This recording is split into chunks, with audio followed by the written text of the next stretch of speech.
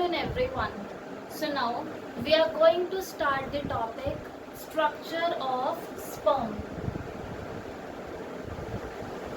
We have discussed spermatogenesis, that is the process of formation of sperm. Now we are going to discuss about the structure of sperm. If I talk about the structure of sperm, then in the body of sperm, basically four parts are there: head, neck, middle piece and tail. Clear? Let me draw its structure. Firstly, head is there. Its head is oval like this. Then there is a small neck. After that there is middle piece, that is cylindrical. And after that there is long tail. Clear?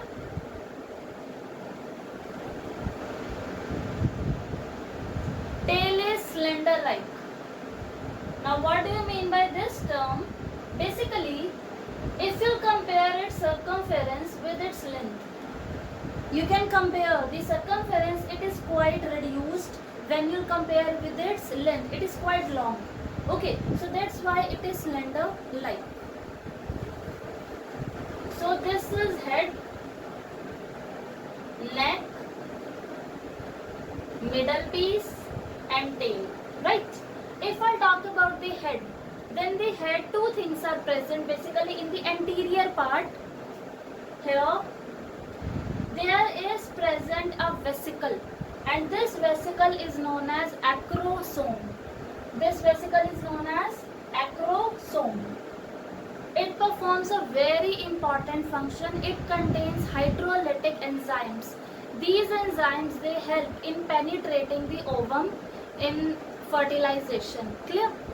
Now next, there is present a nucleus in the head. Okay, in the head, in the anterior part, acrosome is present, which contains hydrolytic enzyme that helps in fertilizing the ovum. And then in the posterior part of the head there is present a nucleus, and you know in the nucleus the genetic material of the sperm would be present, right? It is N, having 23 number of chromosomes. This you know. The sperms, they are produced after the meiosis, so they contain 23 chromosomes. As in the human male, 46 chromosomes are present. So in the sperms, 23 chromosomes are present. Fine. Now, neck. It's a very small region. Okay, it contains two centrioles. After that there is middle piece. In the middle piece, mitochondria are present, and they are present in a special arrangement like this. So in the middle piece, numerous mitochondria are present, and their organization is somewhat unique. Clear?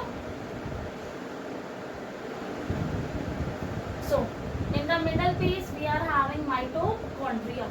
Now just try to recall the function of mitochondria. You'll get to know why this middle piece is having so many mitochondria.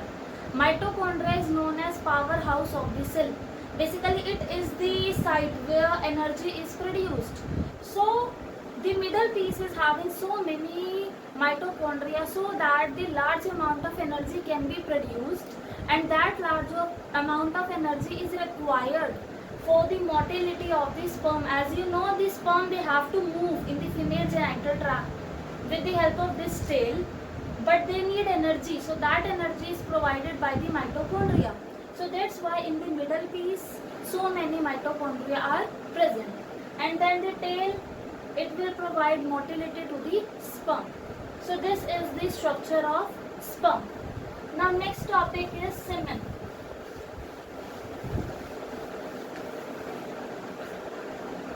Now what do you mean by semen?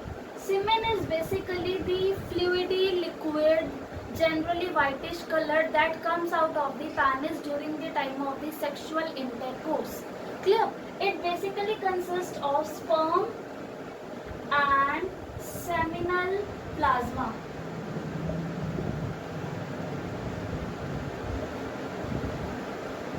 the penis of the sperm, the thing that is ejaculated out, the fluid that is ejaculated out, that is known as semen. Okay, it contains sperm plus seminal plasma. This seminal plasma is made by the secretions of the various glands, accessory ducts like vas deferens,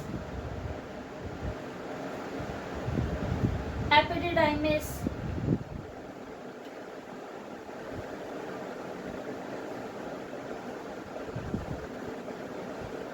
seminal vesicle, prostate gland, bulbourethral gland, or it can be also written as Copper's gland.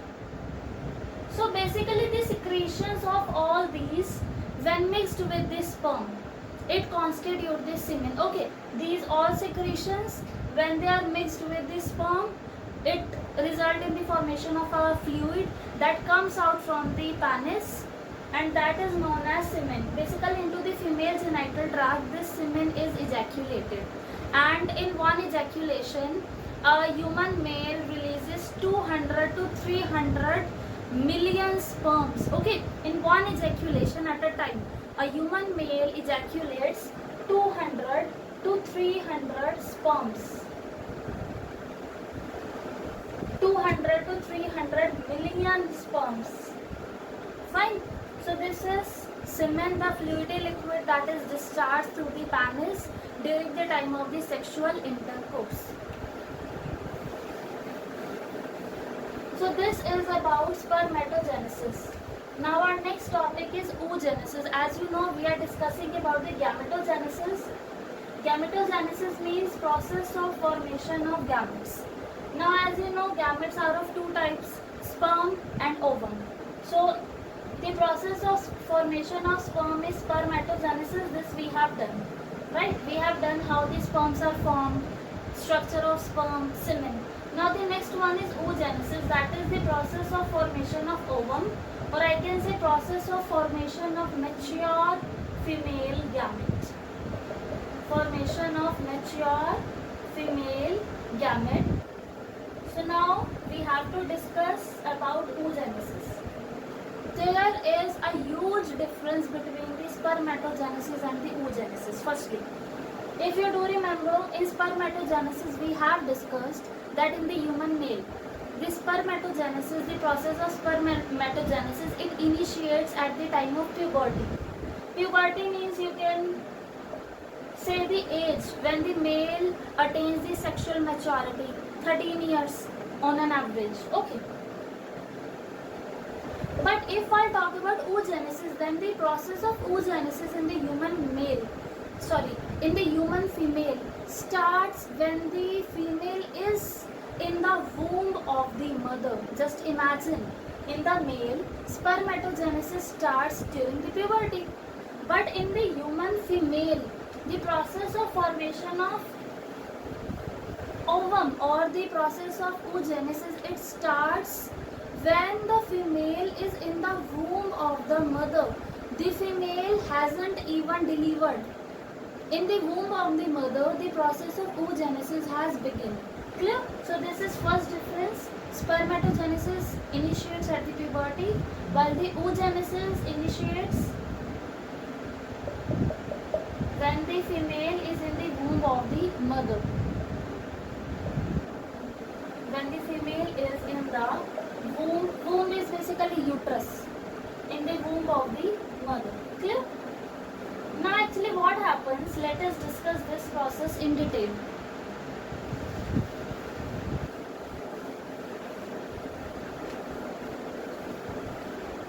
So suppose I am drawing the fetal ovary.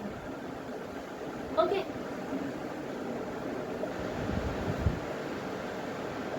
Ovary of the female which is in the fetus state, which is still in the womb of the mother, in the uterus of the mother. Clear? Now what will happen in the in the fetal ovary basically, as I told you, the process of oogenesis will start. If you will remember the spermatogenesis, what we have done, firstly there are spermatogonium. They will undergo mitosis. This we have done. right? In human testes, in the seminiferous tubule, spermatogonium are present. They will undergo mitosis, they will increase in their number. This we have done. And then there is formation of primary spermatocyte, right? This is right. So similarly, this step is taking place in the fetal ovary. There are germ cells, or you can say the mother cells. They are known as oogonium. There spermatogonium was the term, here oogonium is the term. So oogonium are there, clear? Like this. In the ovary, oogonium are there.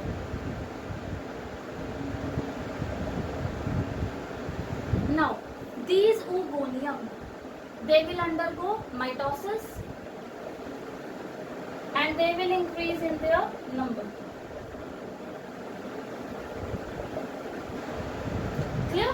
So in the ovary, oogonium are present and they will divide and they will increase their number like this. Now a few will change into primary oocyte. This is happening in the fetus only. A few oogonium, they will change into primary oocyte. Clear?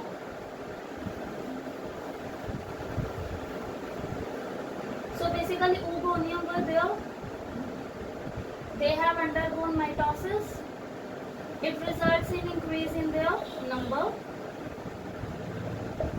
A few will grow in size and now they will be known as primary oocyte. A few oogonium, they will increase in their size and now they are known as primary oocyte. Clear? Now what will happen? From here the difference starts between spermatogenesis and oogenesis. Suppose primary oocyte is there. Suppose here primary oocyte is there. Okay, now what will happen? This primary oocyte, it will get covered with the granulosa cells. Primary oocyte is there. It has been formed from the oogonium only. The oogonium, it will undergo mitosis firstly to increase in the number. After that, a certain oogonium, they will grow in size and now they are known as primary oocyte. So suppose here is the primary oocyte in the fetal ovary. This we are talking about the fetal ovary, okay? The female is still in the uterus of the mother. So now this primary oocyte, it will get covered with the granulosa cells. So here I am drawing the granulosa cells like this. Can you see? The primary oocyte, it has been covered with a single layer of granulosa cells and now it results in the formation of primary follicle. Now it results in the formation of primary follicle. The primary oocyte is there. It gets covered by a layer of granulosa cells and it results in the formation of primary follicle. So basically primary follicle contains a primary oocyte which is covered with a single layer of granulosa cells. Fine.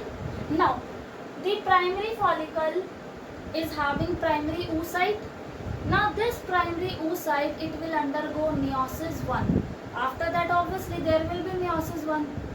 Now meiosis 1 will be there, but what will happen?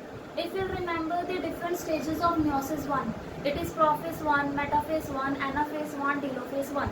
So this primary oocyte which is inside the primary follicle, it will undergo meiosis 1, but the meiosis 1 will get stopped at the prophase 1. I told you 4 stages are there: prophase 1, metaphase 1, anaphase 1, telophase 1. So here the primary oocyte, it has started the meiosis 1, but it gets stopped at the prophase 1. Now this process stops over here. So primary oocyte is there which is entrapped in the prophase 1 stage. Clear? Now the female has completed the 9 months. Now it will get delivered, there will be parturition and the female will come out of the body of the female. So when the female is getting delivered, at that time in the ovary of the female, lakhs of primary follicles are present. Is it fine? When the female gets delivered through the womb of the mother, in that stage it is having lakhs of primary follicles, and primary follicle contain the primary oocyte and a layer of granulosa cells. Clear? So in this stage the female has been delivered. Now let us talk about after that. One more point, basically the ovary is divided into two parts. The middle one is medulla and the outer one is cortex. Suppose let me draw it from here. The middle one is medulla and the outer one is cortex. Clear? These two together make up the stroma, means medulla plus cortex, they make up the stroma. In the medulla, basically the blood vessels are present, and in the cortex, this whole process is going on. Okay, so now let us talk about it. Now the female has been delivered. Now what will happen till puberty? When the female has been delivered, it was having primary follicle and it was having lakhs of primary follicle. Now what will happen? Till the age of puberty, nothing will happen in the ovary. It will remain as it is, primary follicle will remain as it is, the primary oocyte that is being trapped in the prophase 1, it will remain as it is. But one degenerative change will happen. The primary follicles, they will keep on degenerating. Till the puberty, the primary follicles that is present in the ovary, they will keep on generating. Primary follicles will keep on degenerating, and this process is known as follicular atresia. Atresia means to degenerating, okay, or I can simply use the word follicular atresia. Now what will happen when the fetus was born, when the female was delivered? At that time it was having lakhs of primary follicles, but when it attains the puberty or 12 to 13 year stage, the follicles had been degenerated. Now at this stage, at the puberty stage, only 60,000 to 80,000 follicles are left, only this much. Okay, primary follicles are left. Rest all follicles, they are degenerated. In the ovary itself, only 60,000 to 80,000 are left at the time of puberty. Now what will happen at the time of the puberty? How the ovum is formed from these primary follicles, let us study. Now suppose the female has entered in the puberty stage. Now 60,000 to 80,000 primary follicles are present. If I talk about the structure of the primary follicle, there is primary oocyte in the center that we have drawn. Primary oocyte in the center, which is covered with a layer of granulosa cells, right? So suppose primary follicle is there, and this primary oocyte, it has been trapped in the prophase 1 stage. Now what will happen? The primary follicle, it will change into secondary follicle. How? Let us talk about the primary follicle. There will be certain changes. The primary oocyte will remain as it is. Okay? The primary oocyte will remain as it is, that is stopped in the stage of prophase 1. It is as it is. Now, this was a layer of granulosa cells. Now the layer of granulosa cells, it become multi-layered. Here it was one layer, now it will become multi-layered granulosa cells, like this. Primary oocyte is still there, there is changes in the outside layer. Suppose one layer of granulosa cells, second layer, third layer, like this it will become multi-layered. Okay. One difference you can spot, okay, inside primary oocyte is there, but outside you can just see, here one layer of granulosa cells was present, but here many layers of granulosa cells are present.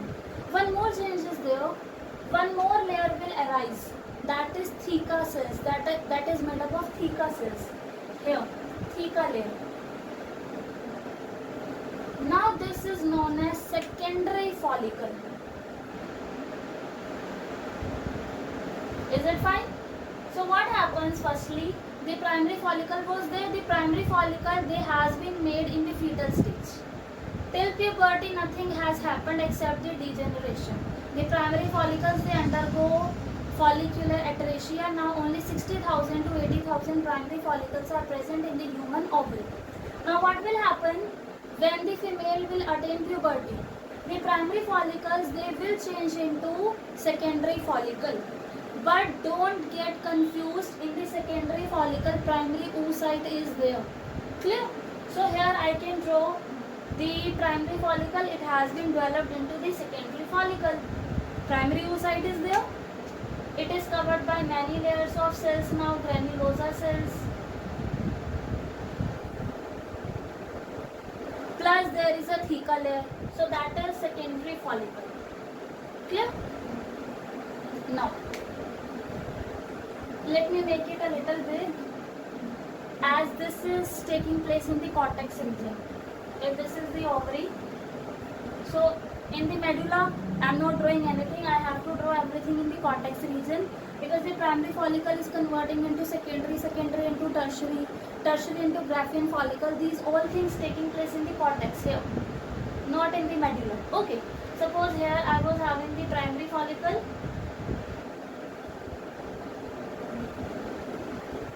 So here I can draw the secondary follicle. Clear?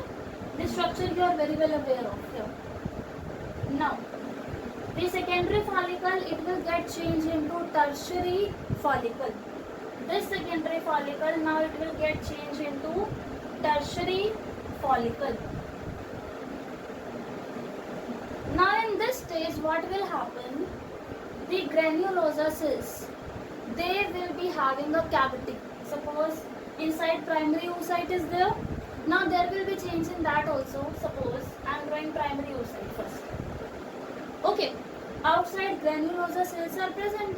But now what will happen? The granulosa cells, now they will be having a cavity like this. Suppose first layer, second layer, third layer, like this I have drawn.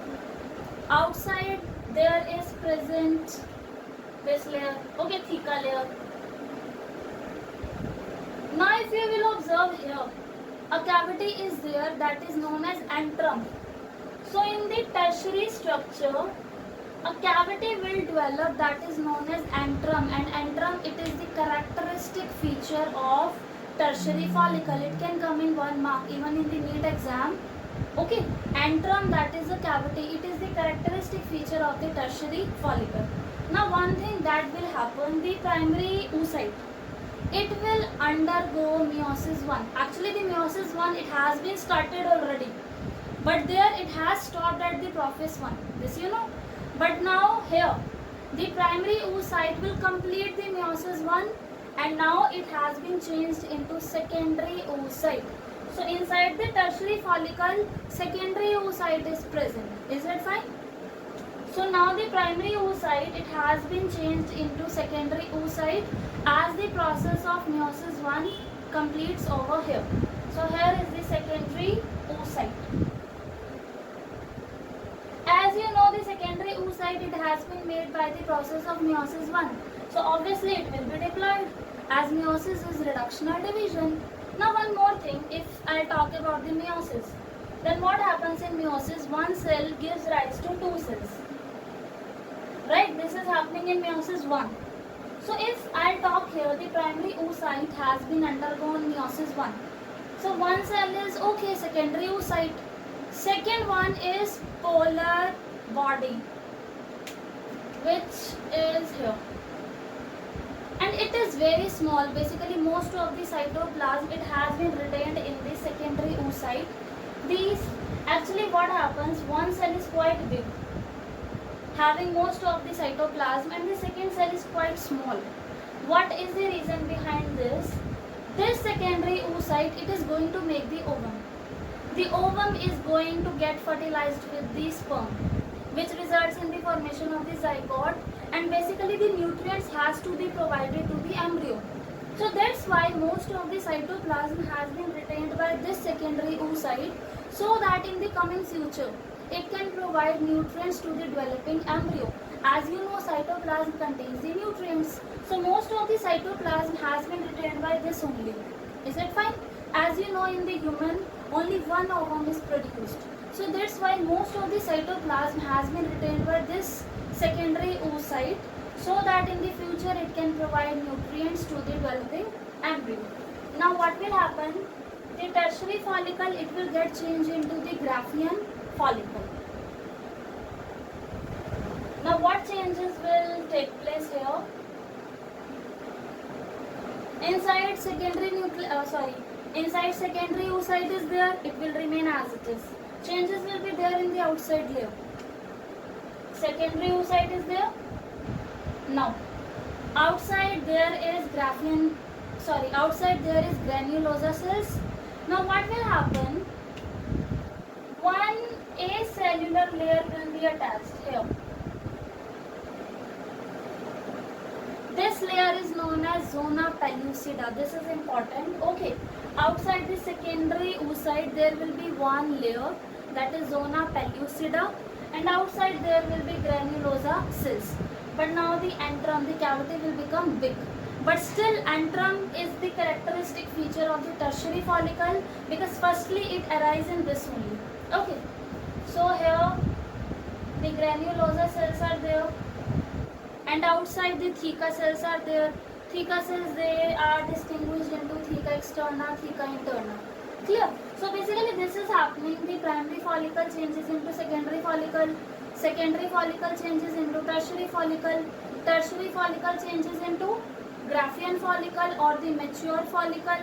Now the Graafian follicle, it will get rupture, and the secondary oocyte will be released out. And this secondary oocyte will later on form the ovum, and which get fertilized by the sperm. Is that fine? How oogenesis is taking place in the human female?